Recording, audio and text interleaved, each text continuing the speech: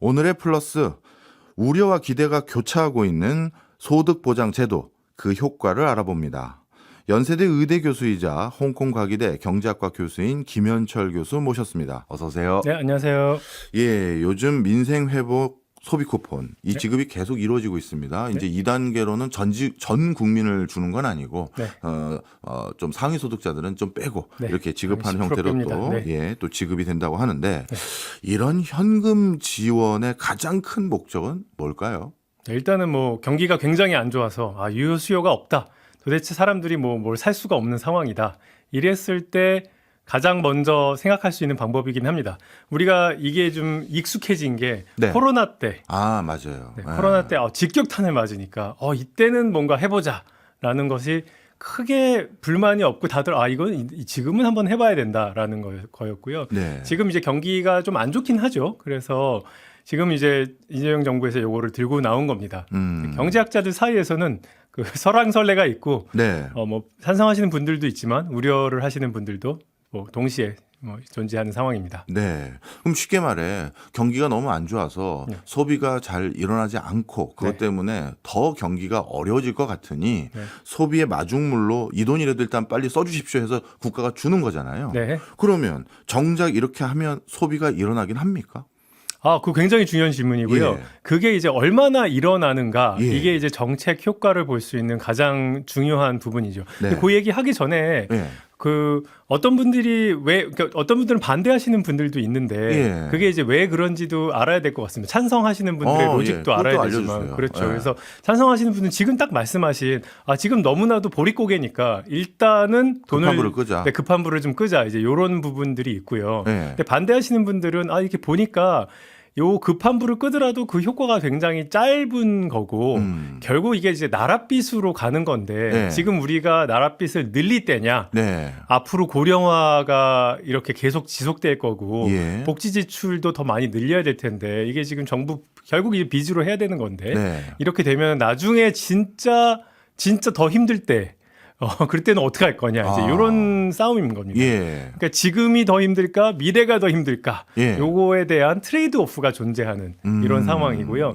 요거에 대한 판단은 사실 좀 학자마다 좀 다르고 경제학자 전체적으로 봤을 때는 좀 우려를 하시는 분들이 좀 더 많은 것은 제가 봤을 때는 그런 것 같습니다. 어떻게 보면 진짜 급할 때 쓸 돈이 부족해질 것을 걱정하는 부류가 조금 더 많아 보인다. 경제학계에서는 그렇군요. 자, 그러면 그것도 중요하지만 정작 이렇게 소비 쿠폰을 나눠줬는데 지금 당장 소비가 일어나지 않으면 그것도 반대할 이유가 되는 거잖아요. 그렇죠. 맞습니다.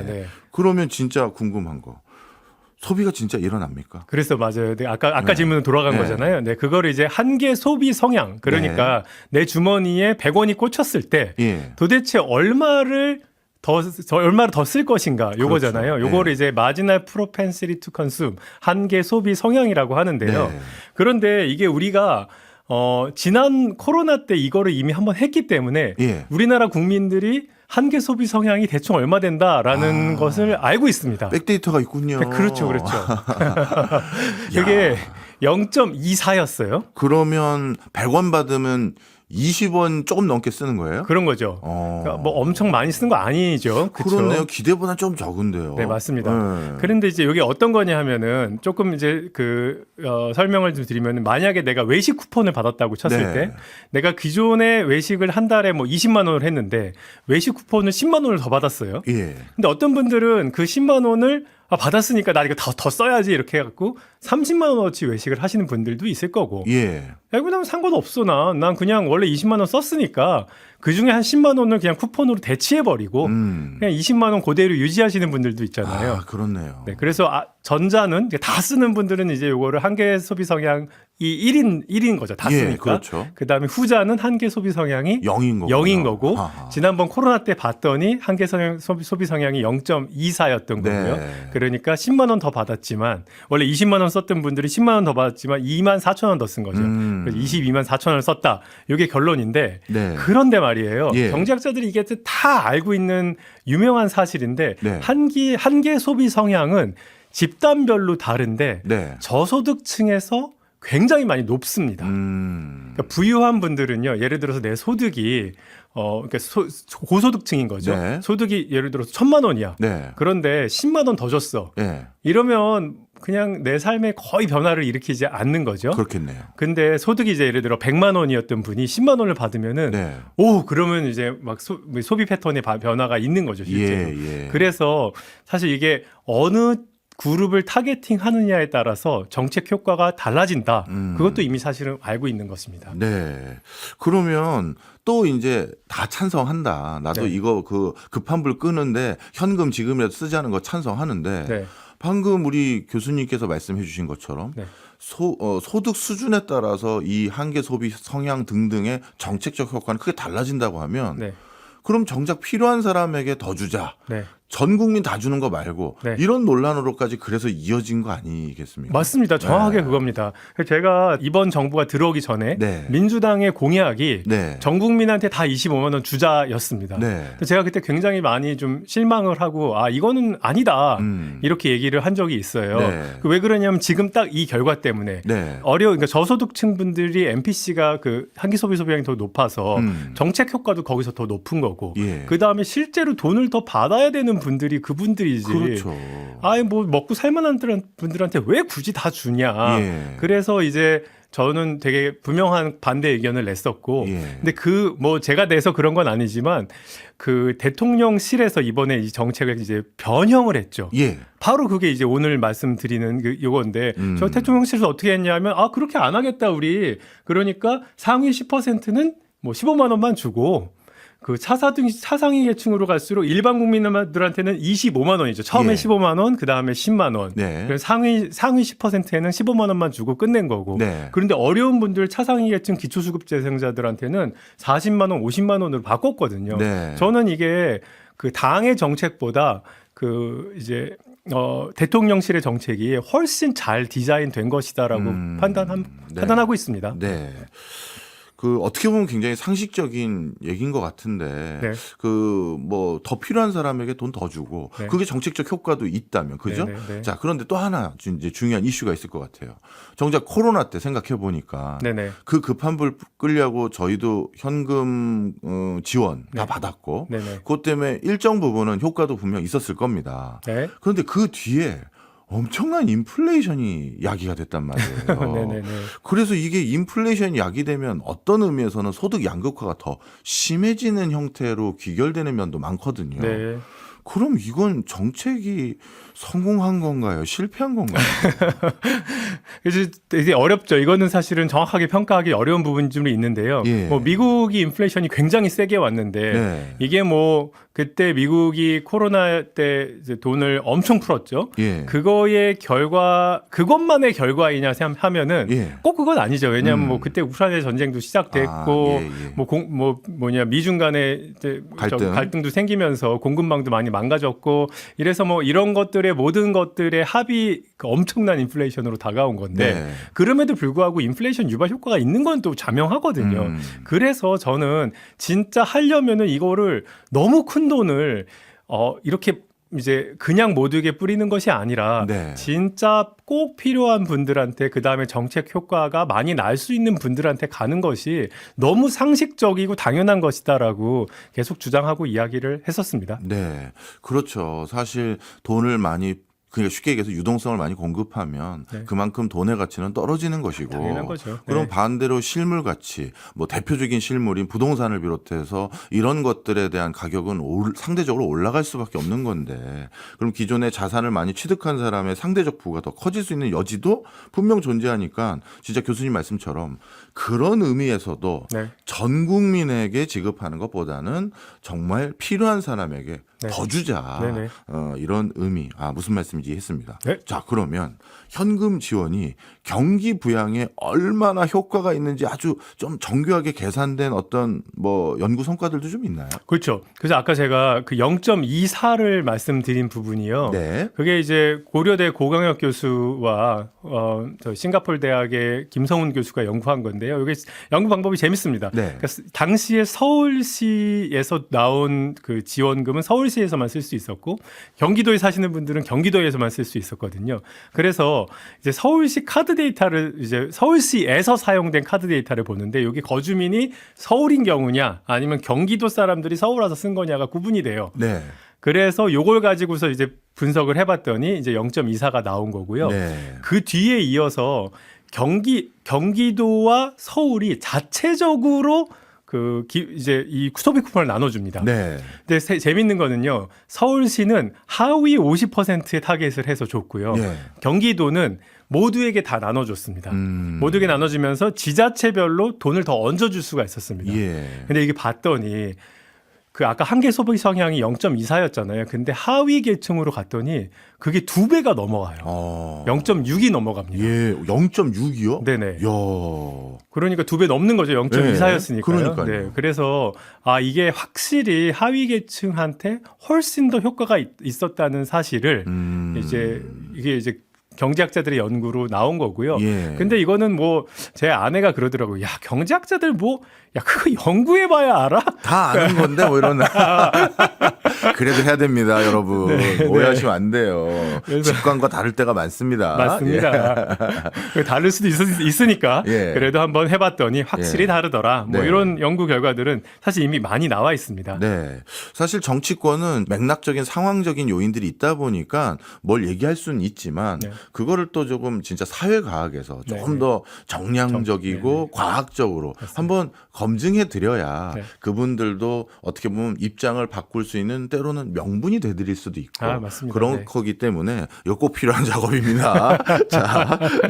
자, 그런데 이것도 또 중요할 것 같아요. 전체 이렇게 현금을 제공해서 네. 소비도 일으키고 그것 때문에 경기를 일으켰다라는 총량적인 접근에서는 될 것 같은데 네. 그 돈을 어디다 썼느냐에 따라서 또 이 정책적 효과가 더 배가 될 수도 있지 않습니까? 네. 동네의 소상공인 분들에게 더 돈을 많이 써가지고 네네. 그래가지고 그 돈이 마치 소상공인들의 매출 증대까지 이어지면 일석이조가 될 건데 네네. 그걸 무슨 대형 프랜차이즈 백화점이나 아니면 해외 뭐 무슨 명품 부티크샵 같은 데 쓰면 이건 또 우리가 원하는 바람은 아닐 거잖아요. 맞아요. 근데 제 주변에 보니까요. 네. 이번에 얼마 전에 지급했던 소비 쿠폰 이걸로 대부분 1순위가 안경테 바꿨다고. 뭔가 수혜보는 업종들, 수혜보는 대상들이 다를 것 같습니다. 맞습니까? 네. 그래서 사실 코로나19 때 했던 방식이고 이번에는 상대적으로 그 제한이 적은 편이거든요. 네. 그래서 코로나19 때는 확실히 아주 큰 매출액이 큰 곳에서는 못 쓰게 했고요. 대형마트라든지 아니면 온라인에서 제외를 시킨 부분이 있죠. 예. 그러니까 소상공인한테 많이 쓰게 하는 거는 저는 그거는 찬성하는 바입니다. 네. 왜냐하면 그쪽에서 좀 어려움이 더 많이 발생하니까요. 네. 이제 그런데 이게 아까 소비 진작의 목표도 있지만 소상공인들이 굉장히 어려워서 그분들의 어떤 생존이라든지 그분들을 좀 올려드려야 되는 부분들이 또 정책의 목적이기도 하거든요. 네. 그래서 이게 아까 MPC가 0.24 이러면은요.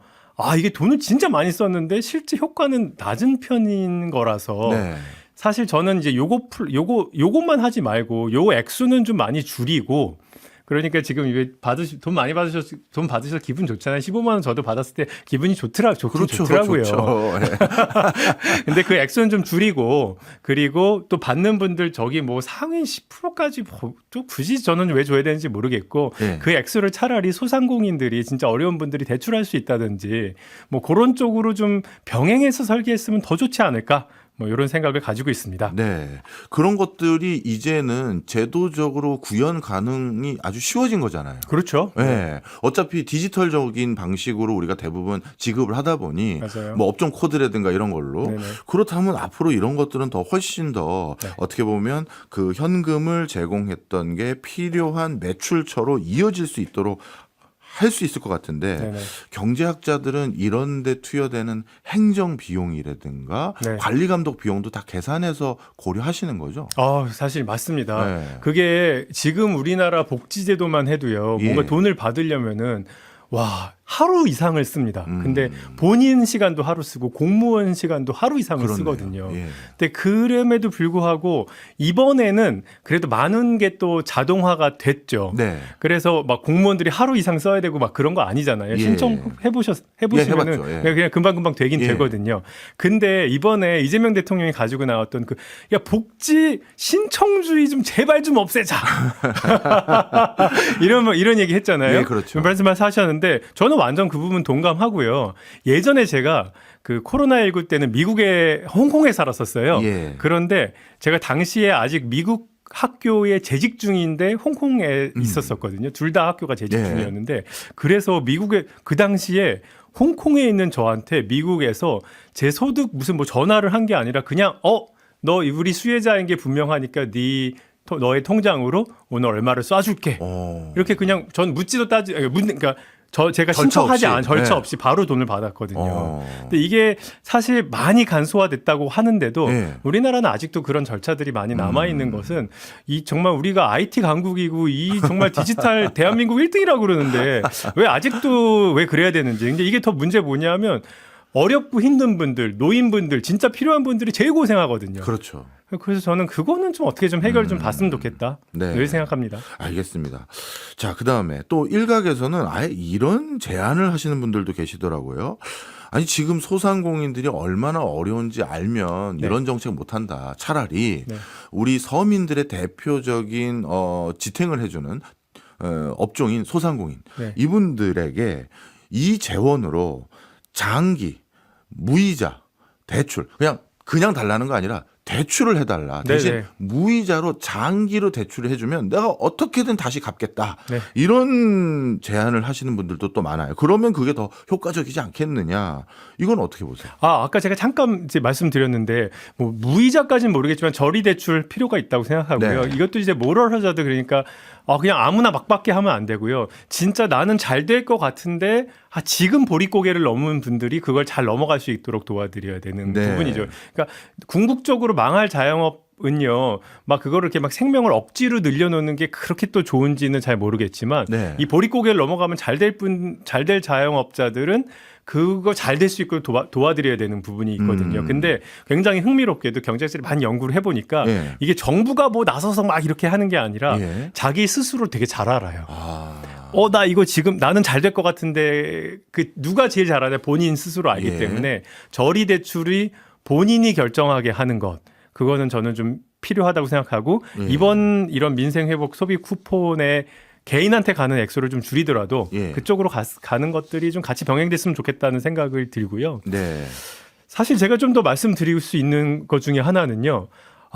중국의 사례입니다. 네. 중국 사례가 놀랍도록 성공적이어서 이번에 이렇게 했으면 얼마나 좋았을까를 많이 생각하게 됐어요. 어떤 건가요? 그 중국 사례는요, 이제 코로나 때죠. 중국 사례가 항저우시에서의 사례인데요. 이제 중국은 다 알리페이 많이 쓰고 이제 온라인 쇼핑 많이 하잖아요. 그런데 이제 온라인 쇼핑에는 해당이 안 됐고 동네 가게에서 동네 소상공점에서 40위안 이상을 쓰게 되면은 40위안이면 그렇게 큰 돈이 아니죠. 뭐 얼마인가요? 이제 200원 곱하면은 이제 되니까 그 40위안 이상을 쓰면은 정부가 자동으로 10위안을 깎아줍니다. 근데 이거를 매주 합니다. 매주. 오늘도 10위안의 쿠폰이 왔습니다. 어디 동네에 가서 40위안 쓰면은 10위안을 깎아드립니다. 근데 이제 이거는 저소득층도 40위안 정도는 늘상 쓰거든요. 근데 요게 한계 소비 성향이 엄청나게 높았어요. 이게 한계 소비 성향이 3을 넘어갔습니다. 3을. 아까 우리 전체적으로 0.24였고 저소득층한테 그냥 무차별적으로 준 돈이 이제 0.6 정도였는데 항저우에서 이렇게 소비 쿠폰 그러니까 내 핸드폰으로요. 쿠폰이 일주일에 한 번씩 오는 거예요. 그런데 너네 집 앞에 마트 가서 사면은 이제 1,000원을 쓰면은 정부가 200원을 깎아줄게. 예. 이런 식입니다. 예. 이게 엄청나게 효과가 좋았다. 이거 대박이네요. 그런데 이 그 소비 쿠폰, 항저우시에서 줬던 소비 쿠폰은 네. 그 항저우시 시민 전부에게 준 겁니까? 하위 소득자에게 준 겁니까? 이거 전부한테 줬고요. 그런데도 이렇게 이제 효과가 굉장히 좋았고요. 그러면 이 효과가 좋았던 우리와 다른 점은 매주 줬다는 게 차별성입니까? 매주 줬다는 거, 매주 줬다는 게 있고요. 네. 그 다음에 그 반드시 소비를 해야지만 주는 거거든요. 지금 우리는 100원 줄 테니까 너는 소비하든 말든 네가 알아서 해잖아요. 네. 근데 항저우 쿠폰은 소비하는 순간 딱 돈이 들어가는 거잖아요. 소비에 인센티브를 부여한 거군요. 그런 겁니다. 예, 이 보조금 받으려면 너 소비해야 돼. 그렇죠. 아. 그래갖고 이게 효과가 엄청난 거예요. 예. 그래서 이게 이제 경제학적 용어로는 컨디셔널 캐시 트랜스퍼라고 하는데 예. 이게 조건을 달아주니까 그냥 매주 하니까 예. 이 압도적으로 효과가 좋았거든요. 이제 예. 이걸 제가 계산을 해봤는데 지금 우리가 이번에 13조 원을 쓰는데 네. 이런 형태로 만약에 하면은요, 비슷한 효과를 뭐 2조 원만 쓰고도 할 수 있는 거죠. 2조 원만 해요. 아까 왜냐하면 MPC가 그 여기는 3이 넘어갔는데 우리는 0.2였으니까. 0.24였으니까요. 네. 네, 뭐 이거 10분의 1로 할 수 있는 그런 거였으니까 아쉬움이 좀 있죠. 네. 와, 대박이네요. 그거 보세요. 연구해야 된다고 말씀드렸죠. 그렇다면 경제적인 성과는 별개로 현금 지원이 기대만큼 사회 변화를 만들지 못했던 케이스 이런 것도 있을까요? 네. 최근에 이제 우리가 이제 요런 그 특히 기본소득 같은 거를 주면은요. 예. 우리 모두가 복지를 누린다. 요런 기쁨. 네. 그래서 부자들도 나 복지에 돈을 더 쓸 수 있다. 뭐 이런 개념도 좀 있을 수 있고요. 예. 또 정치인들 같은 경우에는 이렇게 돈을 주고 나면은 우리가 표가 되지 않을까라고 당연히 생각을 합니다. 그렇죠. 네, 그런 것들이 당연히 있는데 요게 최근에 그 파키스탄에서 기본소득 실험을 한번 했어요. 그래서 기본소득을 하면은 아무래도 돈을 받으니까 좋아지는 부분들이 존재하잖아요. 예. 그런데 여기서 어떤 정치 성향이라든지 재분배의 태도 변화, 그러니까 나도 부유한 사람들이 받았을 때 나 복지 복지 할 만한 거네. 더 해. 요런 거는 사실은 유의미하게 그렇게 변하지 않았더라. 뭐 이런 연구가 최근에 세계 경제학자 대회에서 발표된 것도 있었습니다. 예. 그렇군요. 인식에 대한 변화. 그러니까 이런 것들로 인해 복지 제도에 대한 인식 그리고 뭐 자신의 정치적 성향에 대한 인식 변화는 크게 없었다. 이런 거군요. 네. 그래서 사실은 이제 기본소득 해셔야 된다는 분들이 이제 주장하시는 바 중에 하나가 우리 이제 자녀적 복지 하지 말고 모두가 함께 누리는 복지를 하자. 이제 이런 부분이 있는 건데. 예. 뭐 아주 효과가 절대 없을 거라고 저는 생각하지는 않지만 이제 어쨌든 외국에서 한번 해봤는데 그게 그렇게까지 막 사람들의 인식 변화를 불러일으키기에는 조금 부족했다. 근데 뭐 그거는 상황마다 다를 수 있고 뭐 그렇기 때문에 우리나라에 당장 적용하지는 있을지 없을지 모르겠으나 뭐 그런 결과를 소개해드렸습니다. 네, 제가 인식 변화들을 여쭤봤던 이유가 왜 그러냐면요. 이제 점점 기존의 복지제도가 아닌 다른 방식의 복지제도를 근본적으로 논의해야 될 이슈들이 되게 많은데 그러면 이제 단기적인 현금 지원책 말고 좀 중장기적으로 이제 앞으로 어떻게 좀 뭔가 소득을 보전하고 복지를 제공해 주는 게 좋을까에 대한 논의들을 해야 되지 않겠습니까? 그렇습니다. 그럼 이런 과정에서 뭐 인식 변화는 뭐 아직은 없다 하더라도 구체적으로 어떤 제도들이 요즘 논의되고 있나요? 네, 그러니까 우리나라의 정말 대표적인 그 소득보장제도가 기초생활보장제도죠. 국가기초생활보장, 국기초라고 많이 합니다. 근데 국기초가 이게 문제가 진짜 좀 많은 게 일단은 맨날 뉴스에서 나오는 것들 중에 하나가 복지 블라인드 스팟.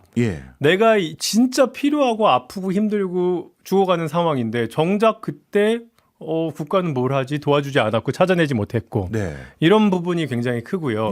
이게 어디서 나오냐면 복지 신청주의에서 나오는 겁니다. 그래서 이재명 대통령이 이거 좀 제발 좀 없애는데 못 없애냐? 근데 진짜 쉽지는 않은가 봐요, 이게. 그래서 요 복지 신청주의를 최대한 없애고 이걸 또 행정비용 너무 많이 들어가니까 이렇게 하지 말자라는 것 때문에 이제 두 가지 얘기가 많이 나옵니다. 첫 번째가 기본소득. 그럼 두 번째가 음해소득세. 음해소득세. 기본소득은 대부분 다 아시는 내용일 겁니다. 모두에게 그냥 뭐 아무 상관없이 그냥 다 돈을 주자. 이제 요거고요. 음해소득세는 뭐냐 하면 우리가 소득세는 다 알잖아요. 그러니까 돈을 많이 벌면 많이 벌수록 소득세를 많이 내잖아요. 그렇죠. 그러면은 왜 돈이 가난하면 가난할수록 그러니까 예. 소득이 적으면 적을수록 국가가 보전해 주는 금액을 또 늘리면 되는 거 아니냐? 예. 이게 음액소득세입니다. 아. 그러니까 요거는 우리나라가 소득세를 굉장히 자동적으로 걷어가잖아요. 그렇죠. 소득 있으면 자동으로 다 뺏기잖아요. 예, 맞아요. 이거 피할 방법이 없습니다. 네. 근데 그렇게 소득이 적으면 예. 보전을 세금 뺏어가듯이 보전을 그렇게 반대로 해주면 되지 않겠냐라는 네. 개념이고 이게 이제 우리나라에서 사실은 실험을 하고 있고 이게 서울시의 디딤돌 소득이라고 해서 우리나라에서 진짜 이게 효과가 좀 있을까라고 실험을 하기도 하고 지금 실험이 현재 진행 중입니다. 그러면 그 나름대로 기준이 있어야 될 것 같은데요. 예를 들어서 이 네. 기준 이상을 번 사람은 소득세를 징수하고 그렇죠. 이 기준보다 낮으면 이분은 모자르시네. 오히려 그 징수한 것 중에 일부를 그분에겐 드리고 그렇습니다. 그 네. 기준이 있는 거예요? 기준이 이제 서울시는 이제 정해놓은 기준이 있고요. 네. 그게 이제 가족 사이즈에 따라 다르죠. 1인 가구, 2인 가구, 3인 가구에 따라 다르고 뭐 그렇지만 뭐 3인 가구 같은 경우에는 220만 원이었나? 그렇게 되어 있습니다. 네. 나름대로 우리나라도 뭔가 신박한 이런 네. 시도들을 해보면서 뭔가 대안을 찾아가려는 여러 가지 노력들을 하고 있는데 네. 자, 그럼 말씀하신 것들 중에서 조금 구체화되고 있는 걸 하나씩 여쭤보면요. 네네. 최근 정부에서 국정과제로 포함한 걸로 알고 있는데 네. 농어촌 기본소득이란 게 맞습니다. 있더라고요. 네네. 이게 일반적인 우리가 알고 있던 기본소득과 같은 겁니까? 다른 겁니까? 굉장히 이제 뭐 같은 거고요. 그런데 이제 정말로 기본소득을 끝까지 밀어붙이는 분들은 농어촌이란 말도 없애야지 되는 거 아니냐. 이제 그런 의미에서는 그분들이 생각하는 UBI 그 기본소득까지는 아니지만 어쨌든 간에 농어촌에서 그 모든 사람들에게 소득 액수와 상관없이 다 일정 액수를 주자. 네. 뭐 15만 원 지금 주는 것으로 예상하고 있고 예. 그거를 이제 지역 그 쿠폰으로 주는 거잖아요. 현금이 아니라. 네, 현금이 아니라. 그래서 그런 의미에서는 그 UBI 그러니까 기본소득과 가까운 것이죠. 기본소득입니다. 네. 그럼 이거는 음해소득세와도 전혀 다른 거네요. 그렇죠. 음해소득세는 타겟해서 가난한 분들한테 더 많이 주자는 거고. 예. 이제 UBI는 이번 거는 타겟이 말하자면은 농어촌인 거죠. 예. 농어촌 모두에게 다 할 수는 지금 현재 그런 상황은 돈이 우리가 그렇게 충분치 않고요. 예. 이제 이번에 그 소멸 위기 지역 69개 중에서 예. 5개 내지 6개를 한번 뽑아서 예. 한번 해보자 이런 건데요. 제가 여기서 조금 아쉬운 부분 하나가 좀 있는 게 예. 이게 사실 이 액수를 쓰면은 예타를 해야 됩니다. 그렇겠죠. 예비타당성 조사를 예. 해야 되는데 이게 지금 예비타당성 조사를 면제를 시켰어요. 예. 자, 예타 면제시키면은 이게 이제 좀 뭔가 정권의 의지가 막 들어간 건데 좋습니다. 그런데 예타 면제해서 할 거면요. 저는 이번에 이제 69개 중에서 5개밖에 못 하니까 네. 이번 참에 분명하게 그 된 지역과 안 된 지역을 잘 비교해서 사실 제일 좋은 거는 다 비슷비슷하게 어려운 지역이니까요. 제비를 뽑아서 하면 최고입니다. 네. 그러면은 이제 사회 실험이 되거든요. 진정한 네. 의미의. 네. 그렇게 해서 효과를 증명하는 과정이 꼭 있어야 된다. 저는 그거를 좀 다시 한번 말씀드리고 싶습니다. 네, 진짜 필요하죠. 네. 그렇게 정확하게 효과성이 있는지 사후 복귀할 수 있는 기회마저 안 주면 얼마 안 남은 이 혈세가 어디 쓰이고 효율적으로 쓰이고 있는지 누가 검증하겠습니까? 진짜 맞아요. 필요하죠. 네네. 그런데 지금 하겠다는 그 시범군, 네. 그 시범군의 재원은 어디서 나오나요?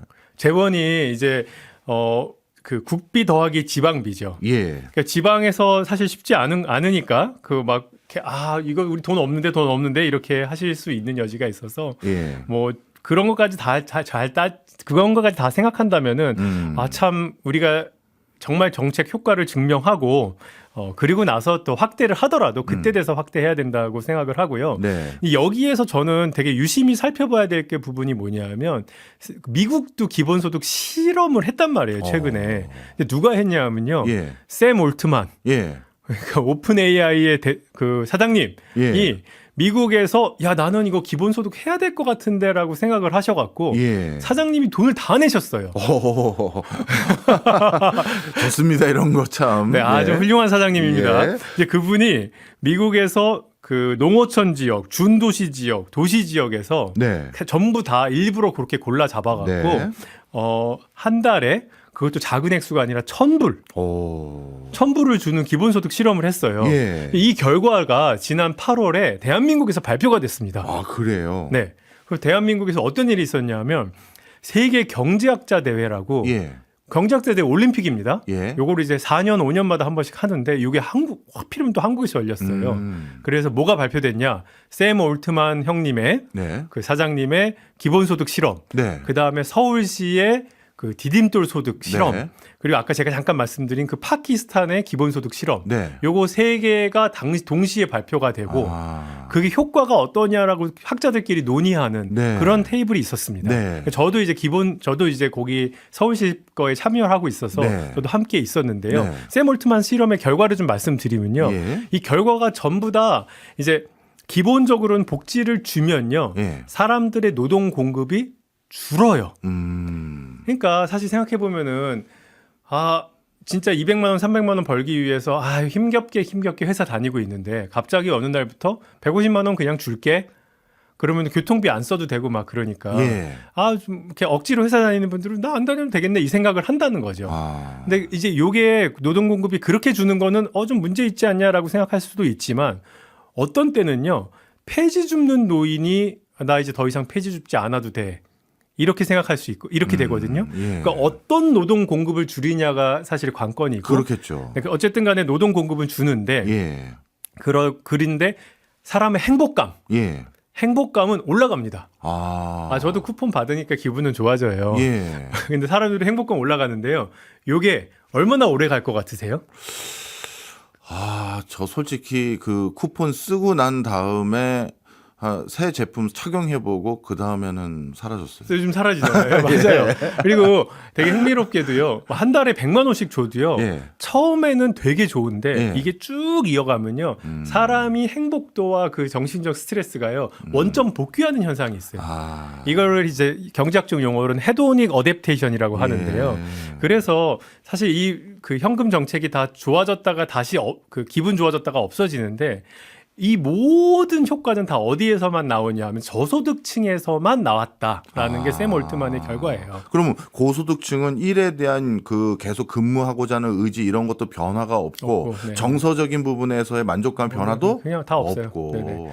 그냥 삶의 유의미한 변화가 아닌 거예요. 예. 이제 저소득층한테는 그게 삶의 유의미한 변화인 거죠. 예. 여기서 말하는 저소득층은 어느 정도 사람을 말하는 건가요? 그러니까 샘 올트만 실험은요. 예. 그 중위소득의 300% 그러니까 예를 들어서 우리나라 국민들이 1등부터 100등까지 있을 때 50등이 예를 들어서 250만 원 월 번다 그러면은 750만 원 그거의 3배 거기까지만 줬어요. 그보다 더 부자는 안 줬습니다. 네. 그게 사실 기본소득이라고 할 수 없다고 말하는 사람도 있어요. 네. 어쨌든 간에 근데 이제 750만 원인 사람들 미만으로 줬는데 요거를 절반으로 나눠서 분석을 해봤더니 반반 해봤더니 밑에 쪽에서만 효과가 다시 나오더라. 네. 그래도 굉장히 시사하는 바가 큰 결과네요. 그럼요. 그럼 이번에는 서울시의 시범 사업이었던 디딤돌 소득에 대해서도 어떤 사업이었고 효과는 어땠는지 말씀 좀 주세요. 네, 디딤돌 소득도요. 디딤돌 소득은 이제 상후 하박. 죄송합니다. 상박 하후 상박인데요. 그러니까 가난하면 저소득층이면 저소득층으로 돈을 많이 주는 건데. 그 중위소득 85% 그러니까 우리나라에서 1등부터 50등까지 1등부터 100등까지 세웠을 때 50등이 예를 들어 200만 원이다. 네. 그럼 그거의 85%가 기준점이었습니다. 예. 그래서 기준점부터 밑으로 쭉 더 돈을 많이 주는 건데요. 하나도 돈을 벌지 못하는 3인 가구한테 170만 원까지 줬습니다. 예. 그러니까 꽤 유의미한 돈이 들어간 거죠. 그렇네. 그런데 아까 그 기본소득 샘 올트만의 100만 원씩, 150만 원씩, 140만 원이죠. $1,000씩 준 실험이나 그 서울시의 디딤돌 소득이나 어쨌든 간에 복지 재원이 많이 들어가잖아요. 그러다 보니까 노동 공급이 감소되는 거는 공통된 현상이었어요.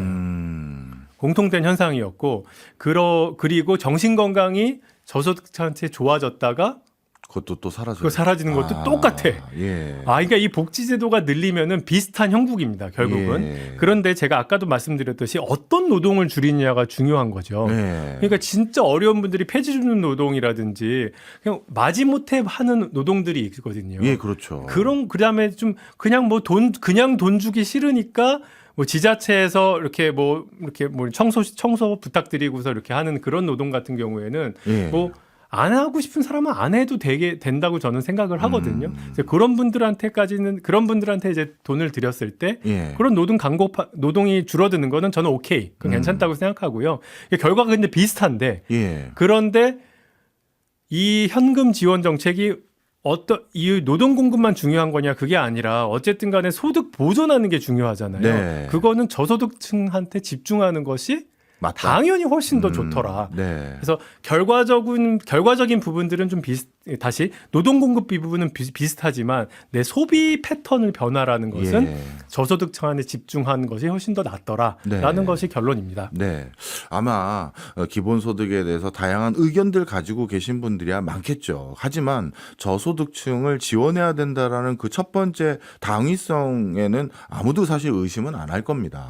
그런데 방금 말씀 주셨던 두 개 사례, 뭐 앞으로도 더 많은 연구들이 일어나야 되긴 하겠습니다만 이 두 개만 가지고는요. 우리 교수님 아내분께서 또 그 소리 하실 것 같은데요. 이걸 뭘 또 확인을 해봐야 알아. 다 아는 거지. 돈 준다는데 꼭 그 생계 때문에 자아실현이 아니라 생계 때문에 어쩔 수 없이 하기 싫은 일 하던 분들 당연히 일부 그만두니까 근로 참여율이나 근로 의욕은 떨어질 것이고 네. 그리고 돈을 계속 주다 보면 그게 사실 어느 순간인간 아마 내 권리라고 생각하면서 더 달라고 할 걸 아내분께서 분명 그 소리 하실 것 같아요. 그러면 이런 상황을 우려하는 사람들에 대해서도 이 연구 결과들은 그럴 수도 있는 여지도 있다. 네. 이렇게 나온 거죠. 그렇죠. 그러니까 네. 그거를 안고 가야 되는 거고요. 그걸 뭐 부작용이라고 말한다면 부작용이라고 할 수도 있는데요. 네. 그런 부분들을 포함해서 복지 설계를 해야 되는 거고 네. 이 어쩔 수 없는 인간의 네이처인 거죠. 네. 어떻게 보면 모든 거를 만족시킬 수 있는 정책은 없기 때문에 조금씩 단점을 보완하기 위해서 이런 연구들을 해가는 건데 그리고 다른 아이디어를 제시하는 건데 그러면 이번에는 다른 아이디어로 아까 말씀 주셨던 음해소득세요. 네. 이거는 또 어떤 건지 좀 자세히 설명 좀 해주세요. 음해소득세요. 아까 그 서울시 디딤돌 소득하고 똑같은 겁니다. 예. 그러니까 소득이 낮은 사람들한테 돈을 더 많이 주는 것이 이제 음해소득세고요. 요거는 이제 소득 보존의 효과, 그 다음에 그 나의 지출을 지속적으로 유지시킬 수 있는 효과가 아무래도 현재 기본소득보다는 그냥 한다고 기본소득보다는 아무래도 좀 더 우월하니까 그러니까. 지금 당장은 저는 우리나라는 음해소득세를 하던 아니면은 지금 현재 갖고 있는 국기초를 보완하든 간에 저소득층한테 많이 이제 집중을 해서 빈곤 탈출하는 것이 목표라고 저는 생각을 하고요. 그런데 말이에요. 최근에 이제 AI가 엄청나게 발전을 하고 있잖아요. 많은 사람들이 예측을 합니다. 야, 조만간 있으면 다 직장이 많이 사라지겠네? 라는 예측들을 많이 하잖아요. 그렇죠. 그러니까 저도 비슷하게 느끼고, 그리고 AI가 들어왔을 때, 점점 뭔가 채용해야 되는 사람들의 숫자는 줄어들 것이 또 예측이 되는데, 근데 그럼에도 불구하고 저는 이제 대학 교수고 아직 정년이 한 이제 15년 이상 남았거든요. 그러니까 제가 잘리는 데까지 걸리는 시간이 15년이 남았으니까 어떤 직종들은 분명히 좀 오래 버틴단 말이에요. 못 잘라서. 하지만 신규 채용을 잘 안 하고 막 이러니까 진짜로 저는 많은 사람들이 직장을 갖지 않게 되는 그런 시점이 올 가능성이 꽤 있다고 생각하고요. 그럼에도 불구하고 이 AI 혁명 때문에 그 프로덕티비티는 이제 그대로 유지되거나 오히려 더 올라갈 수 있잖아요. 그랬을 때는 저희가 좀 세금을 요 부분에서 잘 걷어서 사실 그때 되면은 예를 들어서 전 국민의 20%만 일하고 있는 상황이 진짜로 도래한다면 저는 그때는 정말 기본소득 해야 되지 않나라는 생각도 가지고 있습니다. 네, 그렇군요. 자, 지금 어떻게 보면 기본소득 또는 그와 유사한 목적성을 가지고 있는 음해소득세 다양한 제도들을 얘기를 나눠보고 있는데 이걸 얘기를 나누는데 우리가 근로의욕 또는 근로하고자 하는 뭐 자세 뭐 이런 것도 중요하지만 가정, 사회 이 전반으로 좀 영향력을 좀 확대해서 해석하면 어떤 변화들이 또 있을 수 있을까요? 질문이 혹시 이런 사회복지 제도를 이렇게 좋게 만들면은 가정이나 사회에 어떤 영향이 있을 수 있을까? 예를 들어서 저는 이런 생각이 들었거든요. 요즘 전 세계적으로 특히 유럽을 보면 자신의 소득이 미래가 늘 것 같지도 않고 네. 얼굴도 보지 않은 어떤 나이 드신 분들을 위해서 내 소득에서 상당 부분을 공적 부양으로 또 돈을 내야 되는 청년들 네. 부흥계에서 지금 시위하고 난리도 아니잖아요. 네네네. 그런데 그 청년들 중에서도 일부가 예를 들어서 더 어려워질 것 같으면 나이 드신 분이거나 아니면 소득이 많은 좀 기존 세대들이 또 세금을 내서 도와준다 이러면 좀 뭔가 이 사회적 공동체 의식이 높아질까 뭐 이런 생각을 해봐서요. 네, 역시 그러니까 사실은 저는 이제 그 복지제도도 악마는 디테일에 숨어 있다고 생각하는데요. 네. 그래서 한번 생각해 보시면은 개인 레벨로 복지를 줄 수도 있고요, 가정 레벨로 복지를 줄 수도 있습니다. 그러면은 가정 레벨로 복지를 준다는 거는요, 네. 가정을 폼하고 가정을 만들고 뭔가 가정을 꾸리는 쪽에 인센티브가 가는 거잖아요. 네. 그리고 또 뭐 복지 액수도 바꿀 수 있고. 예. 사실 근데 이게 저는 사람이 다 연약해서 인센티브에 반응을 하거든요. 네. 그래서 요 디테일을 어떻게 짜느냐가 공동체 의식도 저는 조정할 수 있는 부분이 있다고 생각하고. 영향을 받겠군요. 네네. 그래서 네. 그런 것들은 진짜 중지와 지혜를 잘 모아서 우리 공동체가 사실 개인 레벨로 막 이렇게 가는 것보다 저는 가정 레벨로 가고 공동체 레벨로 가고 이렇게 하는 것이 더 좋거든요. 예. 그 행복 연구하시는 분들의 기본적인 결론이요, 사람이 독처해서 나 혼자서 행복을 느끼지 않아요. 무언가 관계 속에서 행복을 느끼고 예. 커뮤니티에서 행복을 느끼는 거거든요. 네. 그러면 사회의 제도도 우리가 인간이 행복해지기 원한다면은 그런 가정과 커뮤니티, 지역 사회를 강화하는 방향으로 네. 그렇게 인센티브 디자인해야 된다고 생각합니다. 네. 그 말씀을 들으니까 다시 처음으로 살짝 돌아가서 기본소득을 모두에게 똑같이 지급하는 걸 찬성한 사람들의 의견을 다시 한번 여쭤보면 네. 바로 그 문제 때문에 네네. 관계 설정 때문에 네네.